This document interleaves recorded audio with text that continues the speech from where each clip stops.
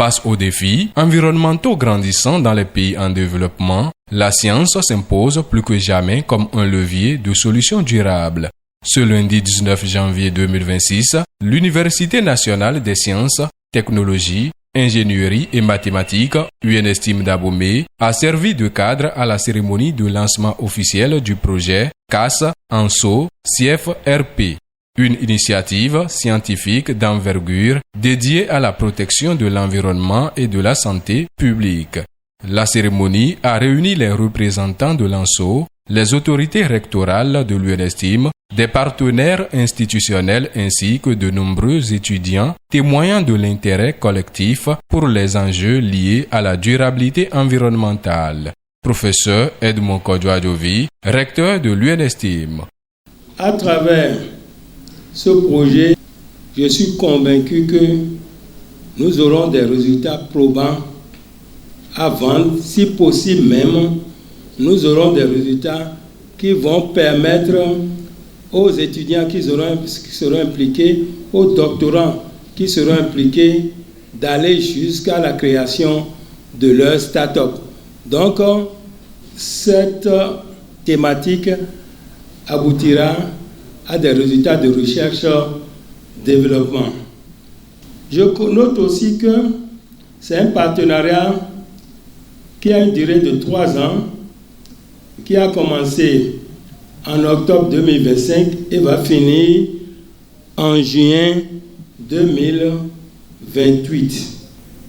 Et cela incarne un engagement commun de nos institutions à relever des défis environnementaux critiques. Je suis membre de l'équipe de recherche qui a gagné le projet financé par l'organisation ANSO et l'Académie chinoise des sciences. Donc c'est un projet de $200 000, dont $150 000 pour l'Université nationale des sciences, technologies, ingénierie et mathématiques, pour une durée de 3 ans. Donc à l'issue de ce projet, il sera formé un docteur et des masters. Alors, nous sommes là aujourd'hui pour le lancement officiel donc, du démarrage de ce projet-là. Donc le projet a pour objectif essentiel de dépolluer donc, les eaux usées, en l'occurrence les eaux usées hospitalières.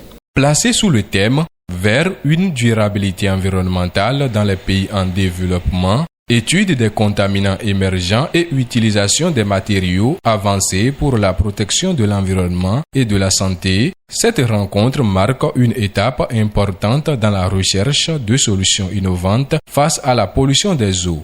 L'objectif, contribuer à la dépollution des eaux usées, notamment celles issues des hôpitaux et des cours d'eau à travers l'étude des contaminants émergents et l'utilisation de matériaux avancés capables de limiter leur impact sur les populations et les écosystèmes. Ce projet bénéficie de l'appui de partenaires techniques et financiers de renom, notamment l'Académie chinoise des sciences, ANSO, ainsi que d'autres institutions engagées dans la promotion de la recherche scientifique au service du développement durable. En utilisant les expertises du Bénin et de la Chine, ce projet vise à développer des solutions innovantes et durables pour la surveillance et l'atténuation des contaminants émergents, contribuant ainsi à la protection de la santé publique et de nos écosystèmes. Cela nous implique et nous permet d'avoir des résultats dans les ODD 3 et 6.